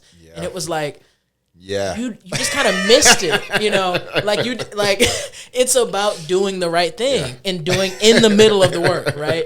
And that's just, you just hit that right there. I was just there. But you know, we mentioned your father. Rest in peace to your father. You know, he was there at your fights. Like, he made it his business to be there, right? And actually, your father was a bit of an athlete himself. I think he went all the way up until the final cuts of the Jamaican national soccer team. You know, like an incredible athlete. You know, and you know that obviously sets the stage for you. And it's like, you're in this legacy of, like, you know, doing the work and being great at what you do, and then having the community acknowledge how great you are. Right, like, that's directly from your dad. Right. And I think I love seeing that in your story too, because you know, we don't often see in this stigmatized version of black men in America, of like, or abroad, really, that like black fathers are in the family, are in your life, and that, you know, they have a positive influence on you, and that like their legacy follows you. Like, you don't really get to see that. So I'm just glad that, you know, that is present in your life as well, because, you know, we don't get to see that often. My father was not perfect. Sure. Like, you know, but he was present. Yeah. And he was there. And he is definitely, like, I see even now in some of my mannerisms, the way that I interact, the way I think about the world, like, definitely, like, you can, especially as I get older, it's very clear that is him. Like, right? Like, there are certain things that, like, the way that Jamaican men, how he interacts, how we, like, deal with the world, how we handle, like, it's there. I see it in myself now. So it's real legacy. Absolutely. Yeah. And that's, man, it's, I think about legacy. I think about the things that you've done, you know, like the steps that you took early on, the hard work you had to go through kind of set the stage for a lot of things. Like you did TEDx, you know, UNC, you know, you were the recipient speaker for the Moorhead Scholarship. Like, you did a lot of these things because of the original work and the legacy that you followed yourself. And it's funny because, you know, you go to some of these places, and especially like the TEDx thing, they expect you to be the boxing lawyer on stage. And just like we've been talking about, which comes through very obvious in this conversation, that you have a very direct mind for like what implicit bias is.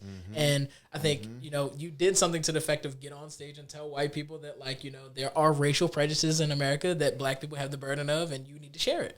You know, and that's exactly what people heard when they sat in those seats, right? You know, I think that also there's a couple things that I just want to say.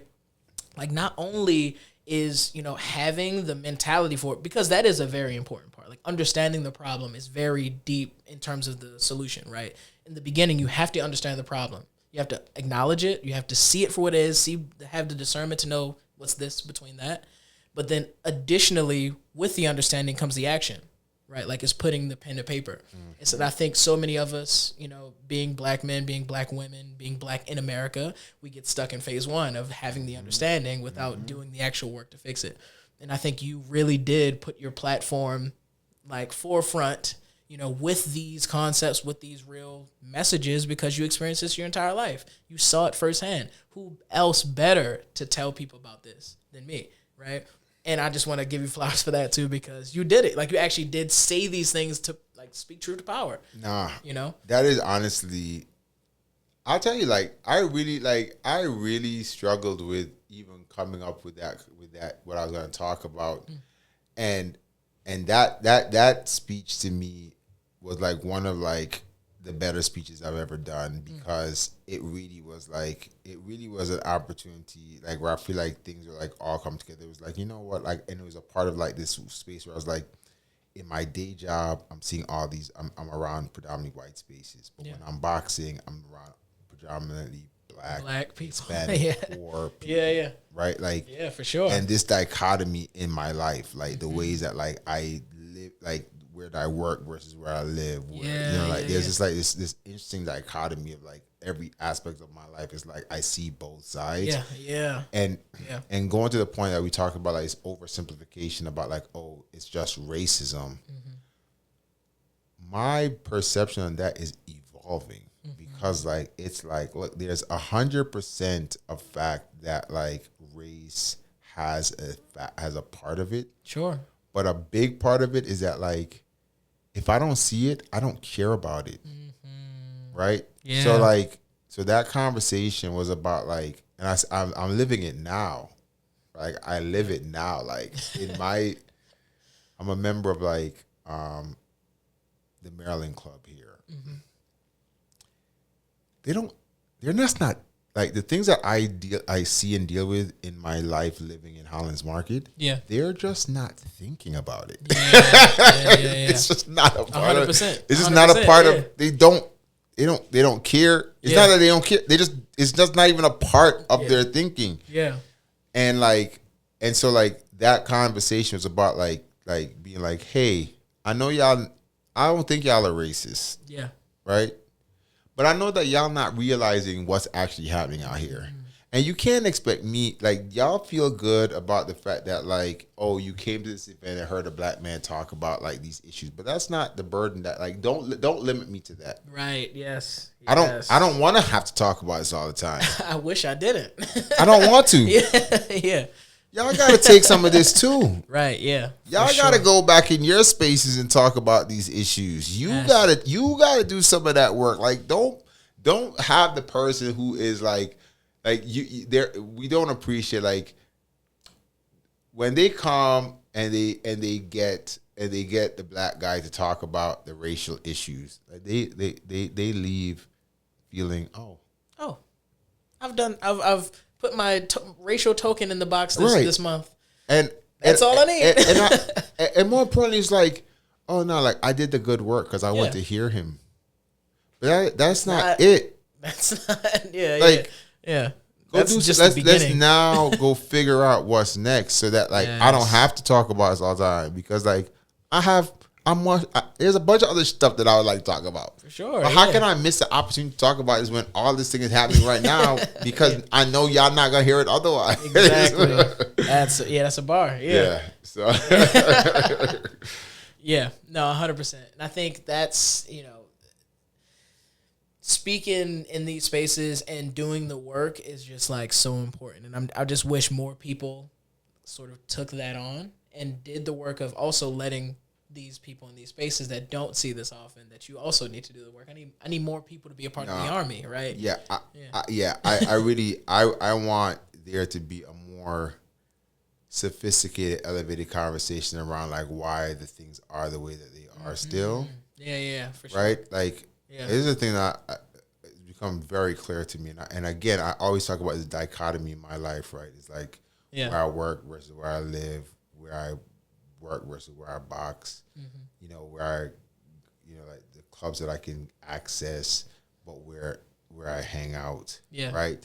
Like, there's this like very interesting dichotomy to me, and what I've come to like really appreciate is just like a lot of it. Like, one of the truest things I heard very early in my career is that diversity ends at like 5 o'clock, like at the work steps, right? It's like You go to work and you're diverse because you're forced to be diverse. Yes. You're interacting with, the workers. You're interacting with workers at different levels. You're working with people who work at the front desk. You're working with who you're cool with. They're fine. They're nice. Right. You're interacting with secretaries. You're interacting with other attorneys. You're interacting with whoever else is in the ecosystem of your job. Yeah, yeah.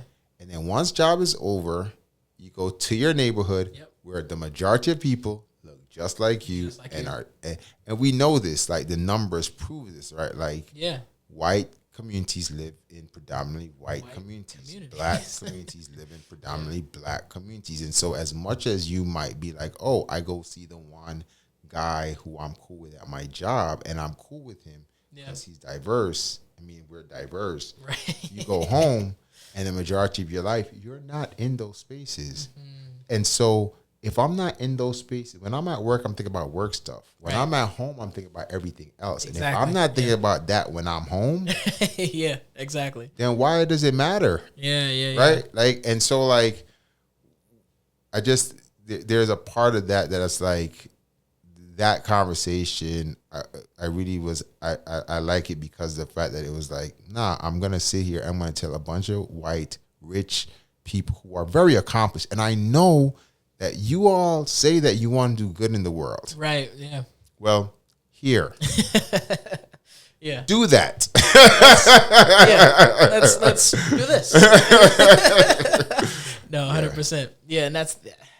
I need there to be an army of people like you who can really push like just that. And, and you talk about dichotomies, like I immediately think of, at the top of the conversation, we talked about sort of coming up in Jamaica, right? And then seeing poverty at that level and then coming to America, specifically being in the Bronx and seeing what that poverty looks like and having the dichotomy. Yep. I think having the sort of I think you have value in that of seeing both sides and then knowing sort of the correct, sort of trajectory you should go to address both of those things. Yeah. And a lot of people don't see both ends of the spectrum, right? And I think more often than not, we should be seeing those things. That informs our decisions. That informs the steps we take to either addressing them or not. Some people will just look at them and not address them, right? Yeah. They'll just ignore them. Yeah. But the more often we put it in your face, the more you'll feel like you have some connection to these things and the more empathy you'll have, sympathy and empathy you'll have to actually fixing these problems on the base level. And, makes me immediately think of like in Jamaica, you saw black leaders, you saw, doctors, lawyers, and I think of things like Work Wednesdays that you did of like showing this to young black kids in real time that wouldn't obviously see these people like black lawyers and black doctors and, et cetera. You can show them through film, and I think this was another like evidence of like, watch this, in my mind of what you did in your story, almost in a literal sense because it's through film, like literally watch this, to get these things that you wouldn't otherwise see. And it took you to see both sides to come up with these ideas to actually address these issues, like to retrain the mind of the young kids to not follow the stigma. There are these people who exist. Watch this. Yeah, man. This actually brings me something that it's so interesting to me because I think it actually like relates to even like the broader like how I got to like where I live and like the work that I'm doing there. Yeah. Like you're right. Like again, going back to my Jamaica upbringing, like I grew up on a block where it was like, not everybody was rich. Like we were very like middle class to upper middle class community, right? So we had people that worked at like the D&G, which is Deno and Get is the soda company. Yeah. We had people who were teachers. We had people that were accountants. We had doctors, all on the same. Like it was like a very much like a mix of like people, of like professions, but like all like so like. And again, my doctor was black. My uncle's attorney. My aunt was an attorney in Jamaica. Yeah. Like I have seen and grew up in spaces where Blackness was like all professions. It was every aspect of lived experience, right? That was what I knew. Yes. That's all I knew. And it's so interesting because, and this actually goes to what we were just talking about. It's like about like the difference in like where people live and where they work, because like when I first like moved over, like when I first moved over into Highlands Market I was living there, like, and I used to talk about like on social media, like, oh, I'm trying to like buy back the block in the neighborhood. And I would talk about like how important it was particularly in neighborhoods for kids to see other professionals outside of what they're accustomed to seeing. I cannot tell you how many people push back on me on that. Really? And I was like, what are we talking? Like, what? I have a very low nonsense, and I will fight. I will spend the time to argue with nonsense. I will find the time. I will find the time to argue with nonsense. Yeah. And I remember just like there'd be days that I would like waste.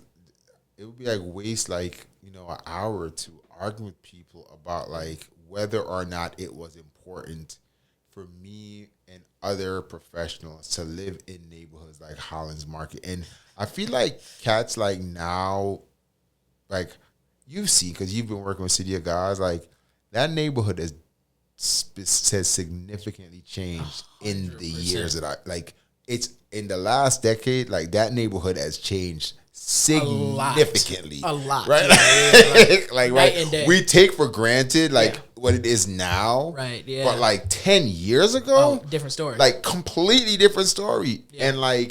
And there's a school right there. James McHenry's right there.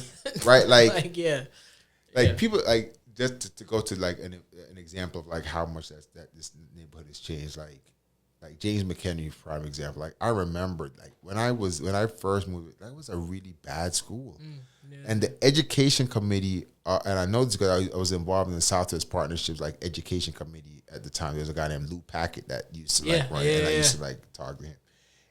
And at one point it was like I don't remember what the name of the school was. It's basically like a program where they came and basically like they fired the principal. They got rid of like basically all the teachers there because they were so bad. And they brought in like new teachers and new principals from other places and to try to change the trajectory of the school. And like I remember I had done a program with Lou Packett that was about like how do you change neighborhoods? Do you change schools first or do the neighborhood have to change before the schools change? Like we did that. Sonia Santelises actually was one of the panelists. Like we did at University of Maryland. And it was all in a conversation around like how is this school going to change? And now it's like what's the program? The Ingenuity program. They do that at school. I'm like it's such a like that is like a program for like high achieving kids, and now like that's what's there like in 10 years right from the difference between like what it was where they literally had to get rid of all of the teachers because they were so bad to now it being an Ingenuity program school or whatever you call it is like that's the kind of change. And like to me it was like so thinking about like who the students were and what they were seeing. Like I was running drug deals off in front of my house. I'm not trying to act like I'm like some kind of superhero, but like I'm like, hey, can y'all please not do this in front of my crib? Real talk. I mean, real talk. Like, can you please just not do this in front of my house? Right? Yeah, for sure. You gotta go somewhere else with this. And seeing so if I'm seeing it, then the kids are seeing 100%. it. I'm this far from the school, right? And so I'm like, they gotta see. They can't grow up every day and this is all they are seeing, right? Like not to take away from like whatever their parents are also doing, but like it certainly cannot hurt. To have other examples of professionals in their spaces, like not like something that they see as they're driving by somewhere, but someone that like lives in the community, right? 100%, Like fundamentally, like that to me, those are things that I think about in terms of like how does I think a lot now, honestly, about like because I have as I mentioned, I have a young daughter. Yeah, I think a lot now about like how to create spaces where she sees others that look like her and know the potential, right? Like I joke a lot about like curating her network, right? Like, and like I want her to see other people. Like I want her to see other people who not just me, Like, I don't want to be the exception. I want her to be around other professionals and a range of professions. I want her to see teachers. I want her to see people who work at factories. I want to see, I want to see the full. I want to see scientists. I want to see I want to see the full range of people who look like her. So it's not like this thought that those are the exceptions. Right. Like, I want us to get out of that tokenism idea. Oh, he is the special. Yeah, this is just the guy that lives next door. Yeah. Real right? talk. Yes. Right. Yes. So. Yeah, that's one of the things that I'm very as a part of where I live, what I'm doing. That's just a part of the way that I think about it. I'm I just want this to become the norm. Yeah. But it also is the reality and why when I push on this, because going back to the conversation around the workplace, if the people who don't look like me and you, who are not from these communities, who when they go home, Baltimore is a very tough city, to walk through the streets. Sure. Right? It's just it's a very tough city to optically.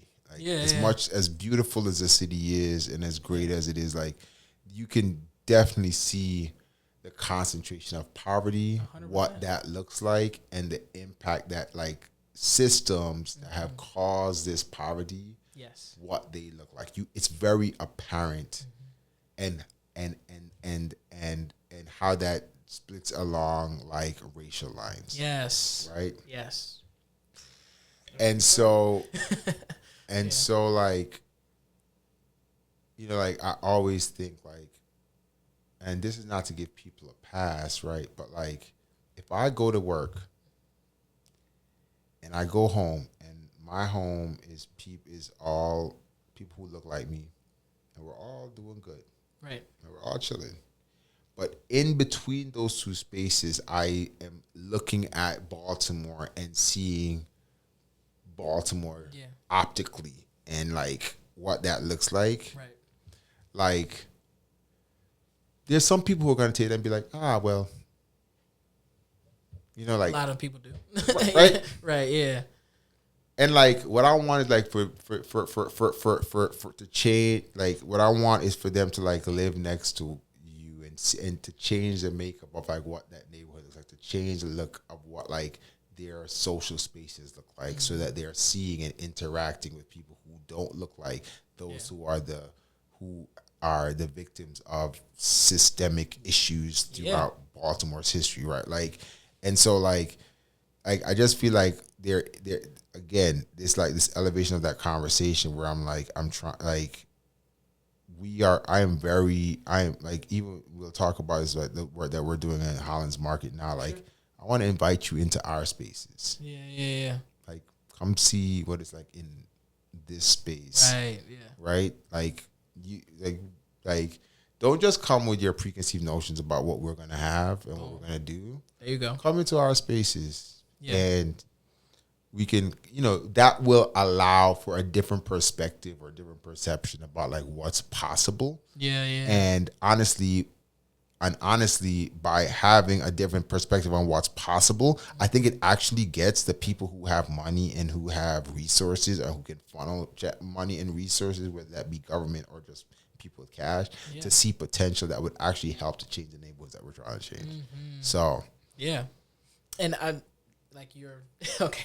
There's probably 5 different things I wanted to pull out of that, but no, you're good. You're good. I wanted to. I get very passionate about this particular. Sometimes you just gotta let them cook, and I understand, because I do my thing, and I be mad that I can't. No, please finish, because I want to talk about the fact that you ran for Baltimore City Council for the 9th District. We're talking about these concepts because you really actively want to put real work in the places you're discussing.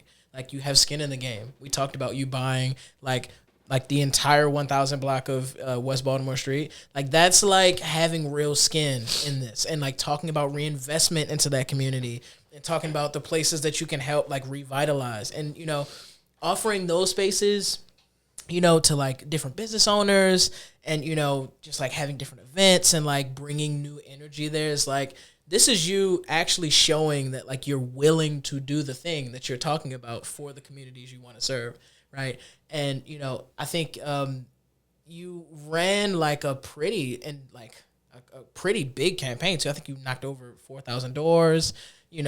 Like you were really, really invested into this campaign. Talk to me about, that time working through the campaign, getting volunteers, talking to people in the community, like getting that energy to like respond back to these ideas that you have been telling so many people.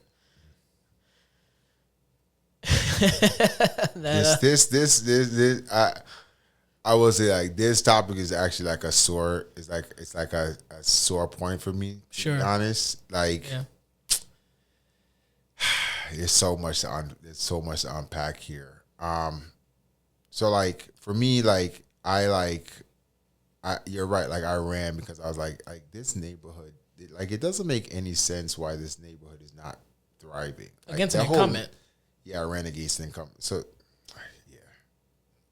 it's a reason why these things look the way they do if there's an incumbent. It's so wild. So like the incumbent is like a guy that I've known since college.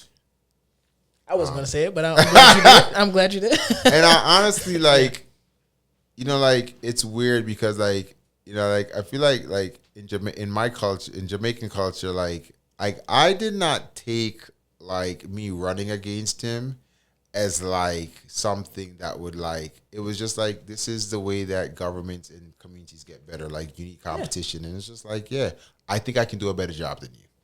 As it should be. Like, period. Like, I believe I can do a better job at helping this community than you have proven to do. Simple. Not even in a disparaging way. Like, I just think I can do better. Like, I think personal. That I can. Yeah, it's not personal. I just think I can do a better job. 100%. Or I can get more resources here. I can get people to pay attention here. I can get people to move here. I've proven that I can get this area more active, and it will benefit the people in this community better than you have done. Simple. That to me feels like one of the most disheartening parts of my time in Baltimore. Like, right? So for a couple of reasons. When I went and when I was knocking, we were knocking on doors. Like we never saw him. Like we never saw his literature. We never saw his people out. Ran into their. We never ran into their people. I think there's one neighborhood that we ran into them one time, and it was not that we ran into them. It was that someone told us that they had been there the day before. Right? Wow. We just didn't see it. And honestly, like that run like highlighted to me the dichotomy of my existence and where I live. Right? Because a couple of things. You mentioned earlier when we were first introduced to me, you were like, I was on the board of Green Street Academy. I'm on the board of Grace Medical Center. I was on the board of like all these institutions within these neighborhoods that are touching on all the things that are impactful to the people in those communities. Like health. Skin in the game. Education. I'm a real estate. I am putting my own money. Like I'm not rich. Like I'm not still at a mega firm. I'm scrounging by to get these projects done. Right? Yeah, real life. Like real estate, education, health. Like I'm literally touching on every aspect that you would theoretically think people would care about in these neighborhoods, right? I'm running against someone who had been in office for 8 years and who, had done what he had done. But like, you either have to determine whether or not you think if you think this is the best that we can do or not, right? And what I realized when I was running, like, we thought we were going to run away with it. We thought it wasn't going to be close. Based on the response that we got from the community, the fact that I had done the work and not done the work because I was trying to like show that I was doing the work. I was doing the work just as a part of living. Yeah. Right. Like I wasn't seeking out being on the Green Academy board. I wasn't seeking out being on Grace's board. These were people came to me and said, we see the work that you're doing in the community or whatever. we think you would be good to add a voice to these different boards, right? Yeah. And I thought that would mean something, and it meant nothing. Wow. It meant nothing, Wow. right? Like, but I say that not in like a disparaging way again, because it actually is like very informative to me, because like I realized like people would say to me when I was running, and they're like, "Well, we never seen you." I'm like, I've been very active. Yeah. Yeah. But what I realized is that it was active in a way that was not like apparent to them, because that's not their day to day. Yeah. Yeah. Yeah. Right? Yeah. Like they don't care about me being on the board of a school that's trying to like improve educational opportunities for their kids in that community generally. They don't care about me sitting on the board for the hospital system that's trying to increase health opportunities for their communities. They care about who just got me a playground. Facts. They care about who is out here handing out toys. Who is out here, who is a part of the system. And look, again, this is about like, this is again for me, like it was very informative. It was like, oh, like I'm talking, I might as well be talking Chinese when I'm talking to these people. For sure. But not in a bad way. Yeah. Like I've realized I'm just not talking to the things Like directly to the I things, didn't realize that until later though. Yeah. I didn't realize that until after. I'm like, and actually I was very disappointed. I was like, what the heck? I was like, how? Yeah. But they just don't, it's not because it's not that they don't care. It's just that these are not the things that they are interacting with on a daily basis. And so like me talking about that doesn't really like register the same ways that probably the ways that other people did. I also was very, and this is another thing that I learned, and honestly, seeing the current races, I was actually listening to on the radio coming over here. I was listening to like they were talking about some the current race, and it stuck out to me. Like I went into this thing again because of the fact that I had known the guy for years. I very much was like, I'm not gonna be negative. Yeah. I'm not gonna like this. I'm not gonna talk poorly. I'm not gonna slander his name. I'm not gonna do that. Like, I just think I can do a better job. Simple. Like, I think I can do a better job, and my record I think proves I believe I can do a better job. You either gonna select me or not. So I intentionally was not negative. And I remember at one of my very early events, somebody was like, "You got to go negative." I was like, "Nah, I'm not gonna do that." That's not my character. Yeah. Like, I'm not gonna do that. Yeah. Like, and honestly, I was like, I in my head, I was like, you know, little old black woman ain't not trying to talk to the guy who's out here talking badly. Yeah. I was wrong. I was wrong about that assumption. I'm not saying it would change the way that I would address it. Yeah. But like, I've come to the realization, like seeing what's happening now, like you gotta go negative. In our system, you gotta go negative. You gotta talk terribly about the person why they are not good. Yeah. Man. It's just a lot of things that I've learned. You're not wrong. You know, it's funny, like you had brought this up, and I don't know that I even thought about this before, honestly. It's like the little things that you pick up along the way that are lessons that you don't realize are lessons as you're going through it. Like when I lost the race, and we lost like pretty badly, like it wasn't even close. Like people didn't show up. There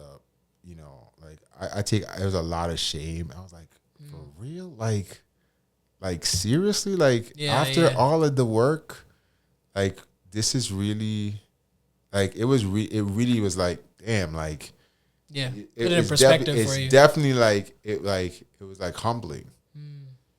And I was very upset. And honestly, I was like, if that's what y'all want, have at it. I'm gonna keep going this. I'm gonna keep building up what I'm doing here. But y'all can keep doing what y'all doing. You get the politics you deserve. Right? We get what we deserve, right? That's how I initially thought about it. And it's not until like relatively recently that I'm like, you know what? I just wasn't even talking a language that they could hear or understand. Like, not the things that they're concerned with, like in the same ways. But Right. so yeah, so my thoughts on that run I think are evolving. I was very bitter about it for a very long time. That's admirable to be honest about. That's, to be honest, that's a lot of people would not admit that, and I appreciate the honesty there. I mean, and we're like, as you mentioned, we're currently in an election cycle. This isn't necessarily a politics podcast, even though my original podcast, we did talk about the intersection between hip hop and politics. But for everyone watching, make sure you go vote. Please go vote for the people in your district and vote for every initiative that's on the ballot. Show up. Please show up, because people died to make sure that you were able to vote. Please show up. You don't have to vote for everybody, right? You vote for the people you believe in and know who you're voting for. Research the people before you get to the ballot box and know exactly what you are voting for. Don't just write the name in because it sounds good, right? Appreciate the work that they're doing. If they're not doing good work, don't vote for them. But show up. Whew, okay, now. But yeah, I mean, and man, this is, I've enjoyed all of the time that we've sat here and talked. It's so many more things in my notes. I wish you could just kind of see the notes that I have on my computer. I have so many more things, but I know that, in the sake of time, you've been super generous, and I super appreciate you even spending the time here talking about this. But as we sort of wrap, I would like to know, there are a lot of things that you're actively working on, and if you can give us some insight into some of the next steps, that you plan for yourself, not just for this year, but for the next few years to come. What can we expect? So honestly, I am over the last 5 years, I've been hyper focused on this idea, and this all kind of ties back into what we were talking about, the perception about what Baltimore optically looks like, and what black communities look like. Yeah. And I've been for a very long time, I've been really bothered by this idea that despite the fact that we are a 60-something% black city, you cannot tell me where do I go to a neighborhood where it's owned by black people on commercial, residential, and it's thriving, and there's economic activity in ways that you can go hang out, young professionals can go hang out. And so I've been in my head, I've thought of this idea of we need to create that. And I've been hyper focused on that. Locked in. Hyper focused. So the whole 1000 block of West Baltimore Street. Yeah. Again, it's not just me. I had some friends that we pooled some money together, and we bought the block. Yeah. And we're renovating. We've renovated all the apartments. Again, this was a building that was largely vacant when we bought it. We have now renovated all the apartments, and it's funny, we're actually seeing an increase in the quality of tenants that we're getting, right? And we have commercial on the ground level, so we are trying to we're building out the commercial space, and I'm honestly really happy with what we're doing. We have, for the company, the business that were there, we have a hair braiding salon that was there when we bought the building. We had a pharmacy that was there, which is very important because pharmacies are shutting down all over the country. Absolutely. A black pharmacist that owns that place. We brought in Sacred House. They've been a yoga studio that's been there. Yeah. But we're also bringing in Darker Than Blue Grill that used to be on Greenwood Avenue, then was on Charles Street. They're coming on the block. We're actually building out their space now. Wow. We're working with Brother Juan Nance to bring a juice bar to that space. Yeah. We are aggregating people who have been in community, who have been building successful businesses, and just bringing it all together on one block, right? And we're hyper focused on that. But you talk about what we're trying to ultimately do. We bought another building up the block on the 1300 block of West Baltimore Street. Okay. Which used to be the old Little Pages factory. Really? It's a beautiful building. Incredible building. Right on the corner, beautiful. So we bought that building, and we're gonna create that into an economic hub. So we're trying to bring in a restaurant. We're giving spaces where small entrepreneurs can vend products.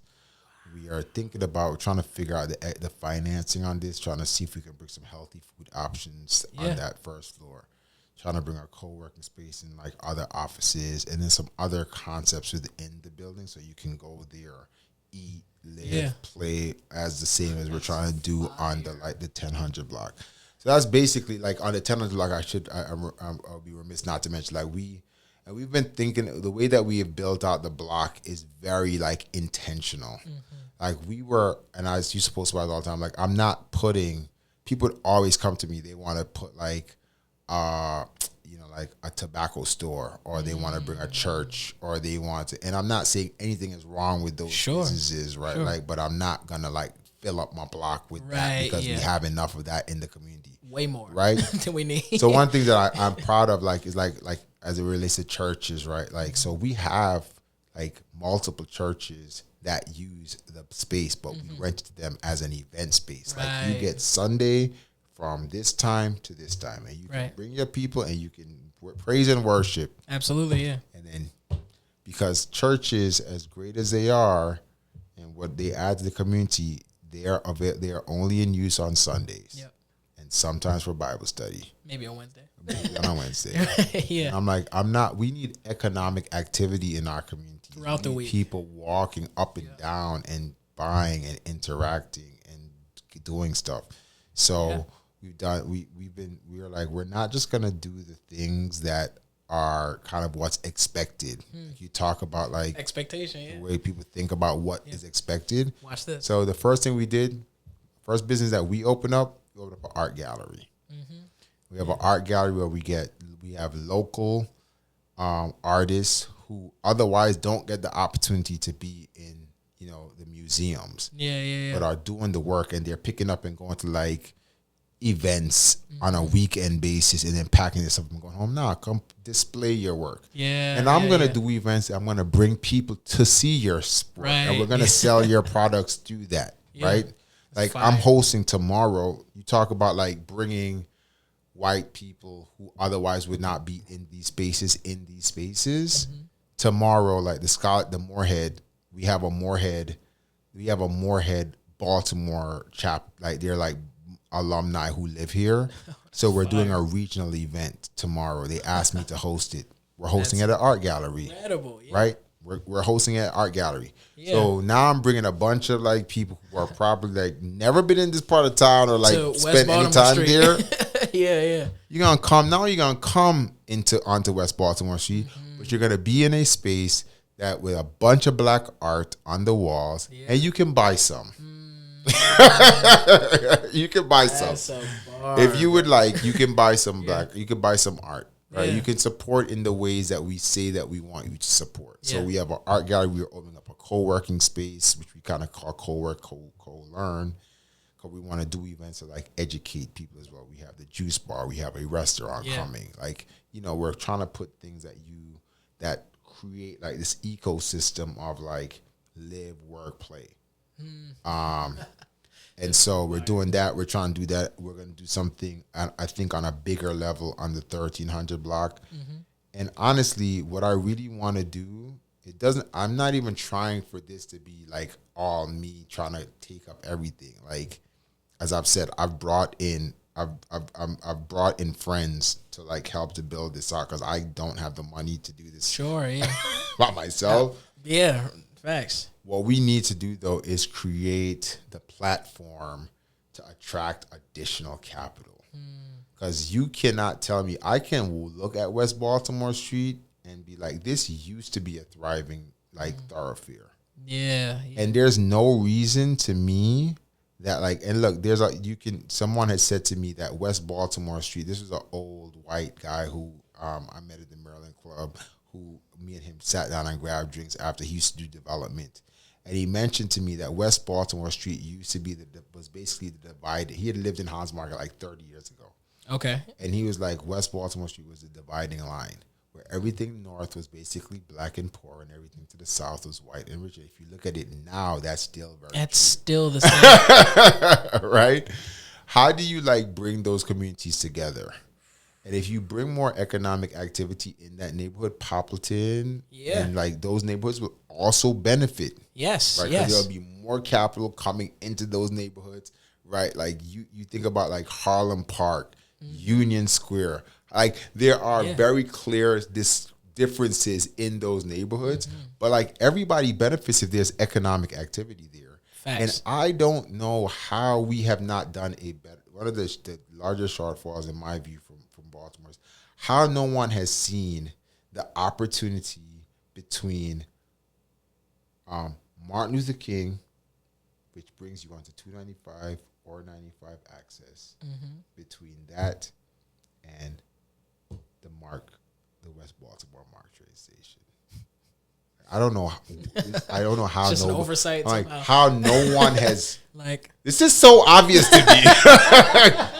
Yeah. Like this is that that entire 9th district area. Yes. Is so obvious to me, and I'm not an urban planner. I'm not someone who studied this. But if you tell me that you are a city, that is losing was losing population, because it looks like things are turning, that was losing population, and you are 45 minutes down the street from the center of government, where prices are 2 to 3 times more expensive than they are here. Boom.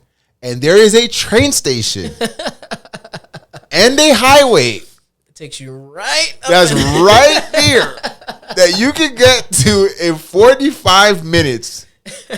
And yet that area continues to struggle. And again, you talk about like points like I lived in New York. So like this idea, like cats would live in Jersey. They would live in an entirely different state. They would live in Long Island. The commutes there are longer than it is to here. But who is the easiest person that you're going to attract to come to Baltimore? It's somebody that's paying 2 to 3x anywhere else on that corridor. That's a bar.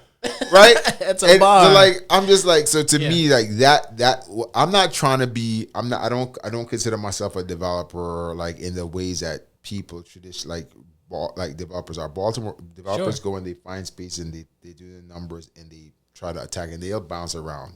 I'm not trying to do that. I'm in one area. I'm in the area right now. I'm in Holland's Market. We creeping up to this block on the 1300 block, which is Franklin Square. We're doing that. And we might creep up closer towards the train station. But ultimately, I'm